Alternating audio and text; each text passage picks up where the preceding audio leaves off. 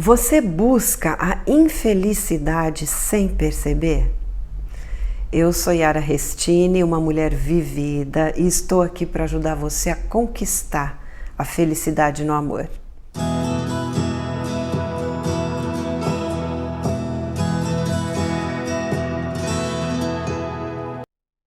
Eu recebi uma mensagem de uma seguidora querida e decidi fazer esse conteúdo baseado na história dela, porque é uma história com várias passagens, vários aspectos que muitas outras pessoas podem estar vivendo ou podem ter vivido.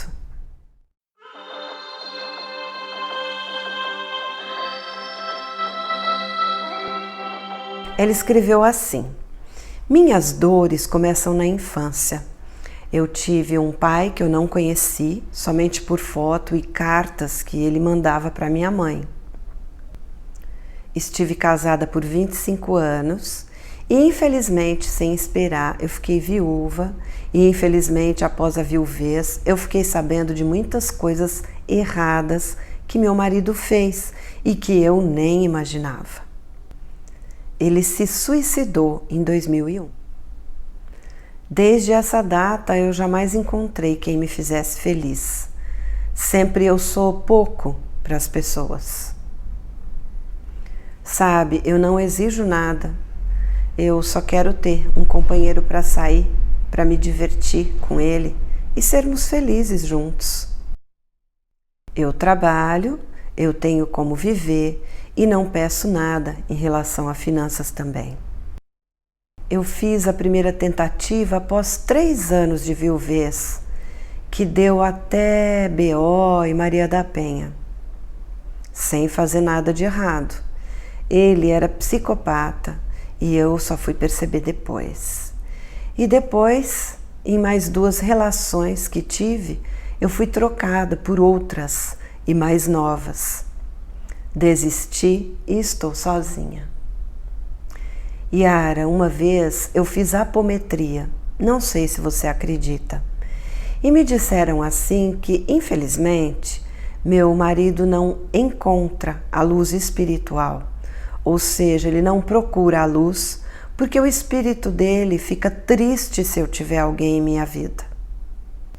Bom, eu vejo aí alguns aspectos importantes. 9 aspectos, se a gente for contar. Primeiro, a infância. Como você mesma diz, as suas dores começam na infância. Você conheceu seu pai apenas por fotos e cartas. Você teve que construir uma imagem de pai aí dentro de você e teve que lidar com o sentimento de abandono, de rejeição, de desamor, de falta, né? De culpa, porque a criança traz o motivo da ausência para si. Ela se sente culpada pelas faltas dos pais. É aqui que nasce o sentimento assim, eu sou pouco para as pessoas. Porque quando criança, você pode ter sentido que era pouco para motivar o seu pai a estar presente, a estar aí te dando amor. Então, assim, você foi aprendendo a falta de amor próprio. Segundo, o seu casamento de 25 anos, a viuvez, o suicídio, né? Depois soube de segredos dele.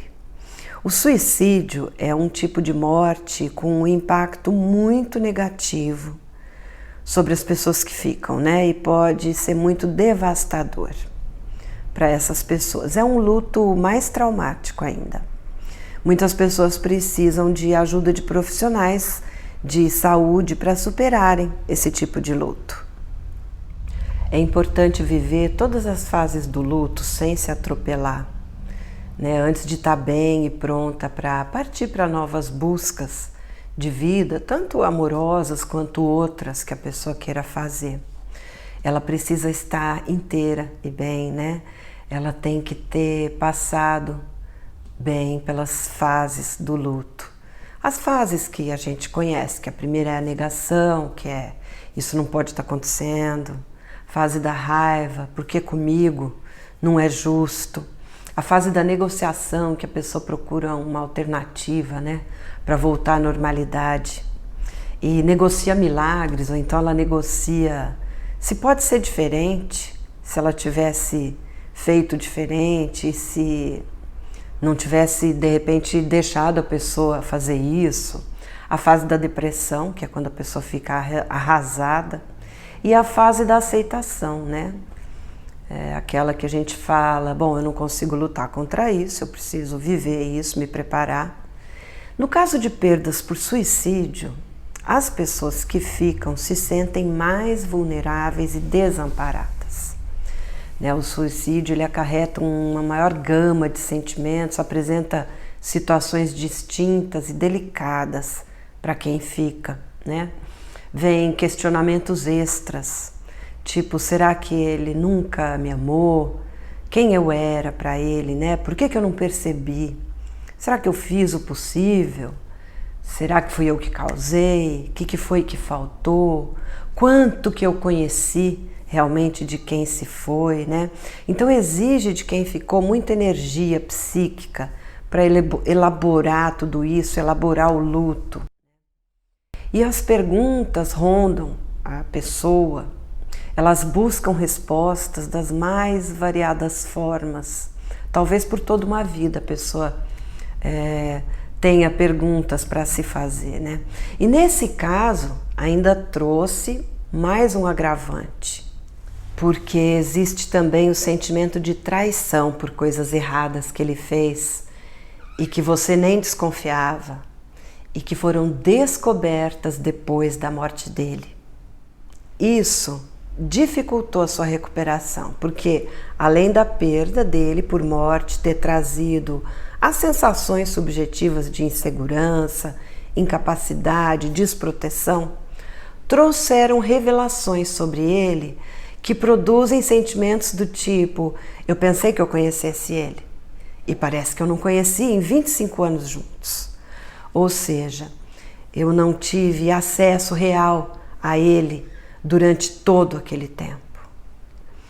Da mesma forma que não tive acesso ao meu pai, da mesma forma que deve haver toda uma história de vida do meu pai, a qual eu não tive acesso, não tive conhecimento.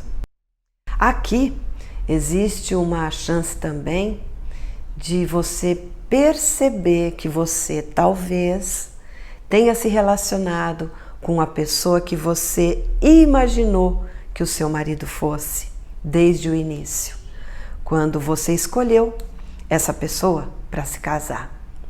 Por razões suas, talvez você nunca tenha conseguido enxergar a realidade de quem ele realmente era, né?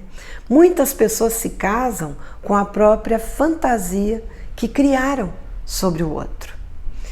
E se nesses segredos sobre ele estavam envolvidas, por exemplo, traições com outras mulheres, soma-se aqui mais essa dor, né? E a dor de traição traz os sentimentos profundos de rejeição construídos lá na infância, que detonam a autoestima e a autoconfiança. Eu sou pouco. Então, é muita coisa para ser encarada, elaborada, e não adianta passar por cima de você sem resolver esses sentimentos e essas dores internas. É importante que tudo isso seja muito bem investigado, identificado e resolvido dentro de você para conseguir ressignificar, para que não continue atrapalhando o seu caminhar pela sua vida e pela sua vida amorosa. Terceiro, sempre eu sou muito pouco para as pessoas. Quem foi que disse que você é pouco? As suas crenças limitantes devem ter sido potencializadas pelas atitudes e discursos do seu marido em vida ou pelo que ele fez. Você pode ter se sentido muito pouco para ele. Aliás, eu acredito que você já se sentisse assim antes, quando escolheu alguém que não correspondia ao que você de repente queria, merecia, não é? Ou alguém tão instável. Olha, ninguém é pouco para as pessoas. E talvez você é que venha se desvalorizando dessa forma. Sabe-se lá há quanto tempo na sua vida você vem se desvalorizando. Você procurou pessoas que desvalorizassem você da mesma forma que você tem se desvalorizado. Quarto, eu não exijo nada. Então, mas por que você não exige nada? O que é que faz você pensar que não deve exigir? A crença limitante de ser pouco? Exija sim. Combata essa crença limitante e investigue outras crenças limitantes em você que têm limitado as suas escolhas, as suas conquistas, as suas exigências, a sua felicidade e combata todas elas. Quinto, quando você diz as tentativas deram BO, Maria da Penha eram psicopatas, traidores, a gente vê que você tem buscado justamente pessoas baseadas nessa crença limitante de sou pouco. Então funciona assim, eu me acho pouco, então eu pouco posso exigir da vida e das pessoas que aparecem. Então, como eu tenho as travas de sentimento de culpa também, a saída é buscar o quê? Pessoas que eu perceba que não vão dar certo, né? Então entra aí a autossabotagem. Sexto, o sexto fator importante que eu vejo aí é o episódio da apometria. Para quem nunca viu nada sobre apometria é uma técnica que realiza cortes e limpezas espirituais e energéticas necessárias para a retomada do equilíbrio original de cada um. Né? Só que muitas pessoas usam de forma equivocada. E muitas outras pessoas chamam outras coisas que não tem nada a ver com apometria, chamam de apometria também. Olha, me desculpe, mas na minha opinião, o profissional que atendeu você não é sério. Ele agiu com muita irresponsabilidade. É um absurdo uma atitude tão maldosa e tão inconsequente com uma pessoa que já tem problemas suficientes para serem elaborados pelo emocional. Olha, uma vez na minha adolescência eu ouvi de uma vidente um apelido estranho que ela disse que o amor definitivo da minha vida teria. E por décadas eu me pegava comparando aquele apelido que ela me falou com o nome da pessoa que aparecia na minha vida, querendo checar, sabe? Se poderia ser aquela pessoa ou não o meu amor definitivo. Veja só, uma coisa boba, um apelido apenas. E olha o quanto isso pode pegar a gente pela vida fora. Imagine no seu caso, né? Em que o que foi falado é muito grave e muito absurdo. Liberte-se disso o mais rápido possível. Combata esse pensamento diariamente e tire essa crença limitante que foi plantada aí, absurda, da sua mente. Você foi vítima de uma pessoa totalmente sem noção, inescrupulosa. Esquece isso e não permita que esse absurdo faça você sentir medo, faça você se sentir controlada pela pessoa que nem está mais aqui. Se for necessário, procura ajuda profissional para lidar com isso, mas não deixa que isso continue limitando você e a sua felicidade. Entenda que existe um espaço aí dentro de você que é do seu marido. Então, libertar-se disso daí que você ouviu, dessa pessoa inescrupulosa, não vai apagar esse espaço que é dele, tá? Você pode se libertar. Sentir-se livre para construir histórias em que você não precise ficar se sabotando, em que você se permita investir para dar certo. Usar esse direito de liberdade para isso não vai remover a história do seu casamento e os sentimentos pelo seu marido, desse espaço aí dentro, que é dele. E esse espaço não impede que você abra outros espaços para outras vivências. Buscar a sua felicidade e se permitir ser feliz não significa apagar o que foi vivido com seu marido. Não significa substituir uma história por outra. E nem substituir uma pessoa por outra. Significa apenas e somente abrir um outro espaço que não interfere nesse do seu marido. Entenda isso e leva isso para dentro. 7º, você disse que desistiu, está sozinha.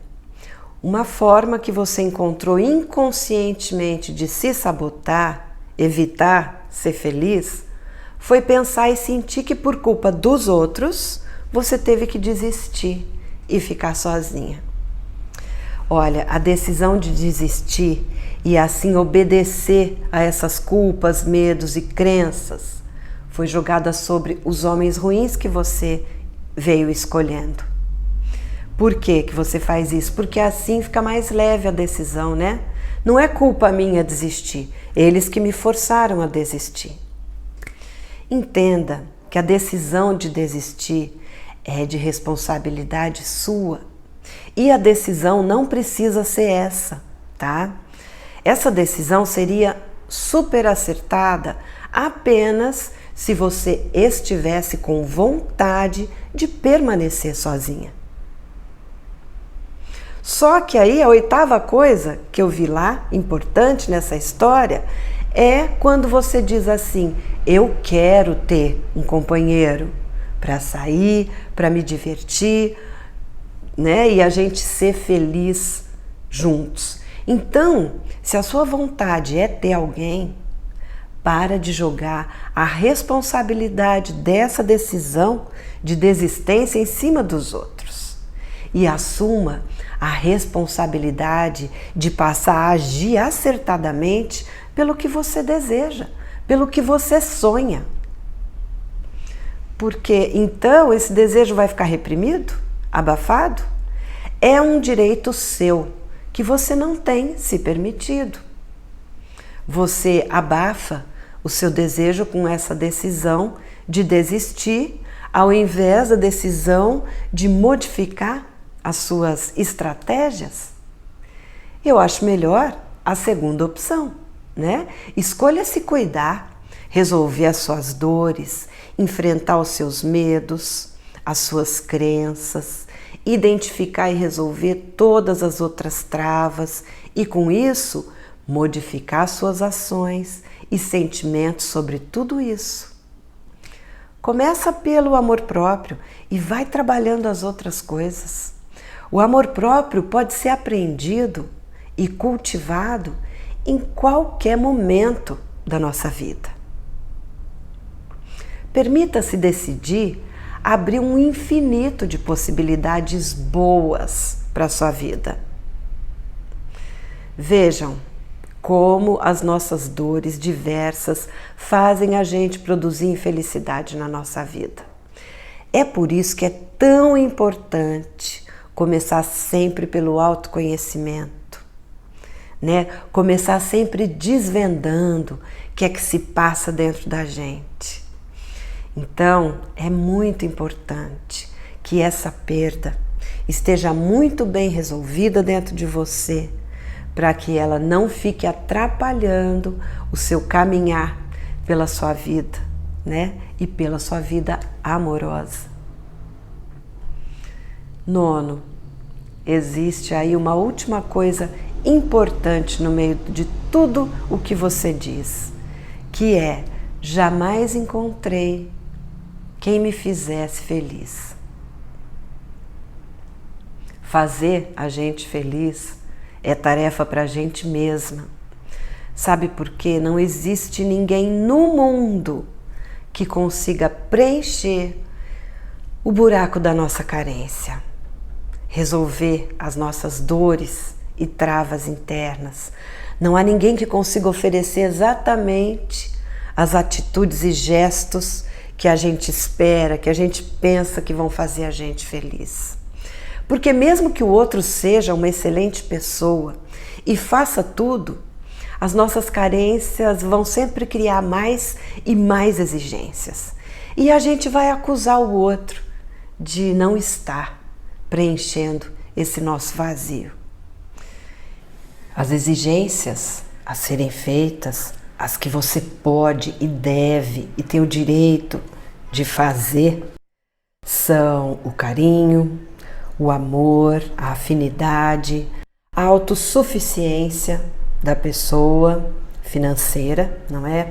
Atitudes normais, a atenção com você sem extremos, nem de mais nem de menos, a honestidade, a bondade, a fidelidade, a disponibilidade e presença sem exageros também, a sanidade mental.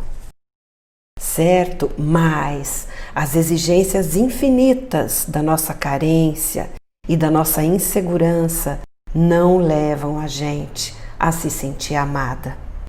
Todas as carências e inseguranças relacionadas à sua história de vida, elas pedem um trabalho amoroso seu sobre elas.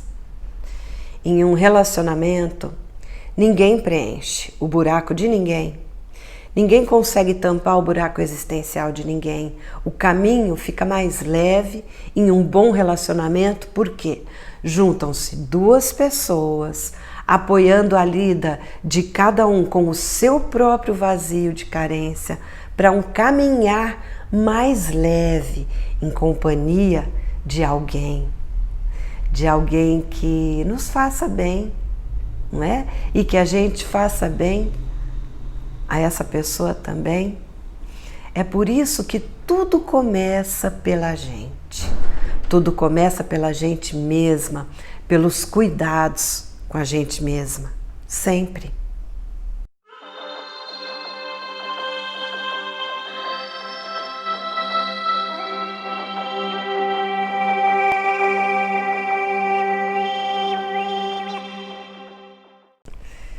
Bom, era isso que eu queria mostrar para vocês hoje.